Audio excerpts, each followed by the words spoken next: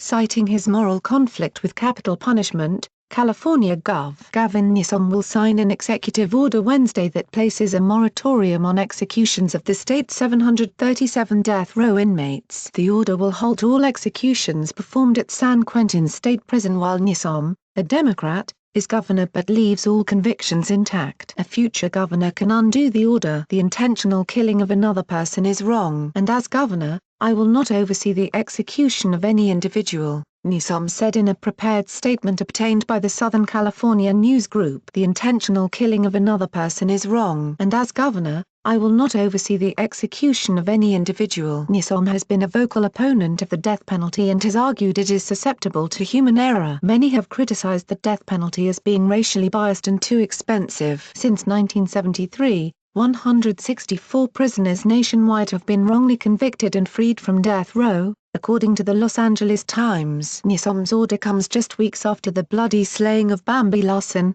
a 59-year-old San Jose resident who was found stabbed to death in her home. The suspect arrested in connection with Larson's death is a 24-year-old illegal immigrant and gang member, authorities said, according to FOX2 of the Bay Area. The governor's order also defies the wishes of California voters, who backed a 2016 measure to speed up executions. The governor previously backed failed measures in 2012 and 2016 to abolish the death penalty in the state. The last execution held in California occurred in 2006 for Clarence Ray Allen, 76, who was convicted of killing 3 people, the Los Angeles Daily News reported. The Association of Deputy District Attorneys slammed the move, saying Newsom was usurping the will of the voters. Governor Newsom, who supported the failed initiative to end the death penalty in 2006, is usurping the express will of California voters and substituting his personal preferences via this hasty and ill-considered moratorium on the death penalty,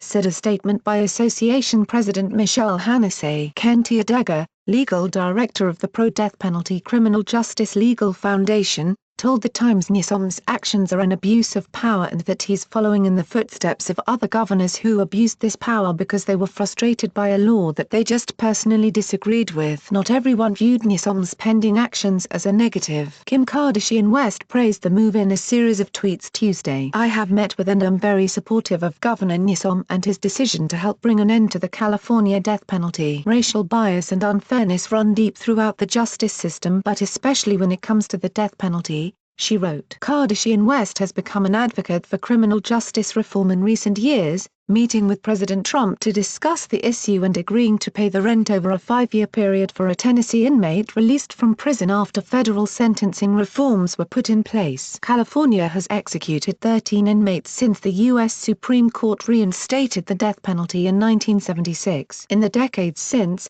79 death row inmates have died of natural causes and 26 by suicide. According to the Times, the state has the most people on death row. 25 inmates have exhausted their appeals, the Daily News reported. I do not believe that a civilized society can claim to be a leader in the world as long as its government continues to sanction the premeditated and discriminatory execution of its people, Newsom said.